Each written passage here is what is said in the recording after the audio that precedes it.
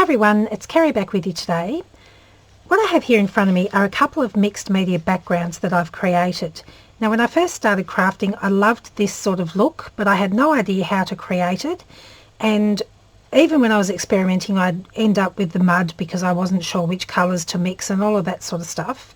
So today I'm going to show you an easy technique that I use now to create my own mixed media backgrounds. And I'm going to share with you a freebie that we have in our shop of these 6 pages. With these 6 pages you can use them to create your own custom backgrounds. For example, I created this background here using this background from our freebies. So let's get started. So I've printed myself out a black and white copy of the freebie with the grey tones through there.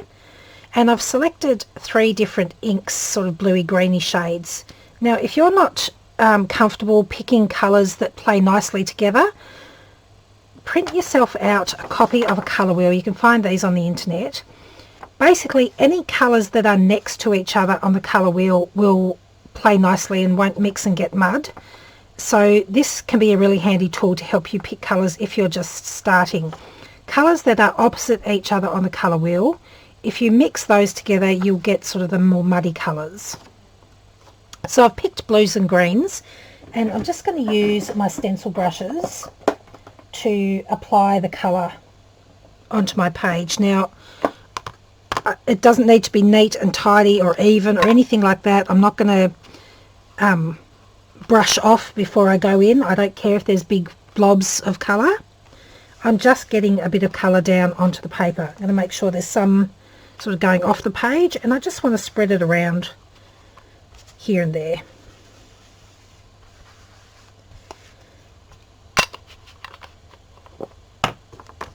So then I'm going to take the next colour, which is Salty Ocean, just a blue shade, and again I'm just sort of picking areas that I didn't put the green on, and again I don't care if it's blended or darker or lighter, it doesn't matter.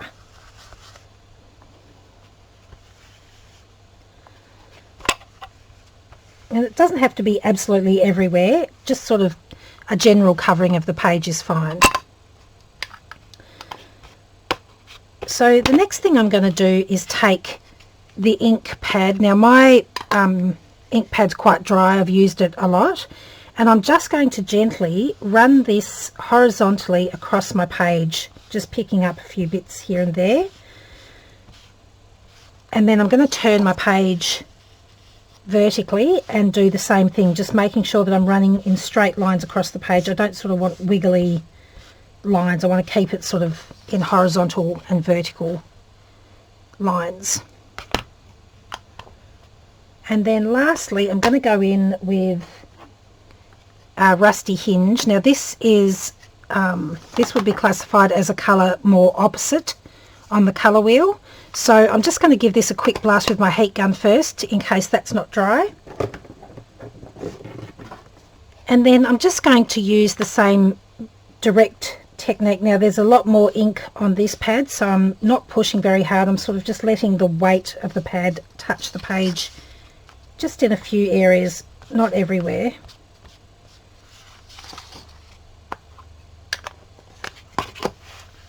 And I'm happy with that. I'm just going to give that another little dry. Okay, so I've got my basic colours down now. I want to turn this into a background. At the moment everything is sort of bright and busy and bold and popping off the page, whereas with this one here everything is sort of muted and pushed into the background. So I'm going to take my brayer and I'm going to use some gesso.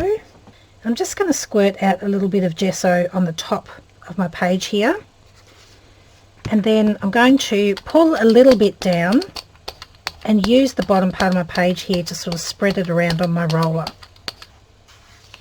I like to turn my work and make my hand comfortable rather than try and manipulate my hand to work in up and down strokes on my page. So I turn my page on a bit of an angle because that's more comfortable for me to roll, And I'm only going to roll in horizontal and vertical strokes on my page, but I'm going to turn the paper rather than, you know, try and twist my brayer.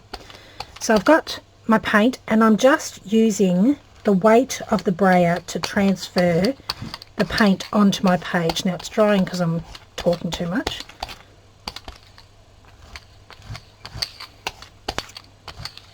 And I'm just sort of looking at my paper and bringing this white gesso down onto areas that I feel have got too much colour or too much busyness going on in the background. And then I'll turn my page and do the same process.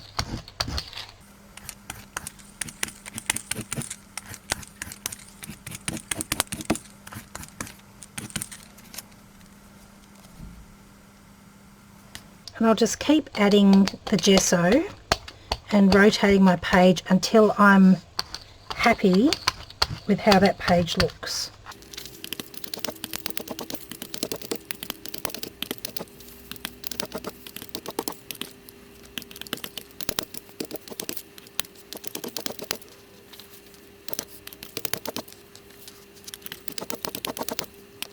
So there we go. Now I've got another custom background ready to use in other projects.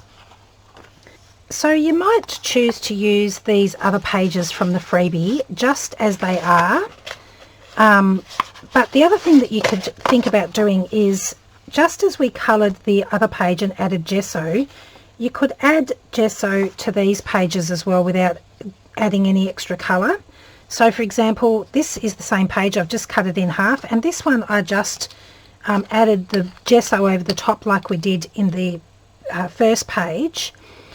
Now, one reason you might like to do that is because if I pop a focal point on this page, even though you can clearly see it, it's competing for attention from the background because there's so much other stuff going on in the background.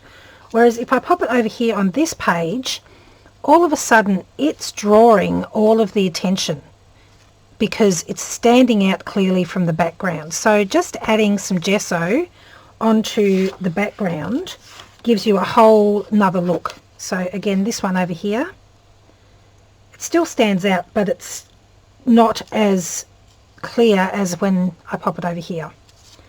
And you can get some really pretty pages just by adding the gesso. I really like this blue page. Just muted it down.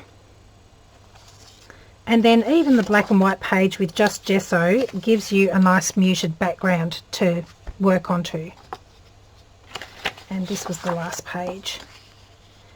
So that's just purely adding gesso on top of the digi when it's been printed. So you can do the same technique, of course, without the digi. These 3 pages are from the same book.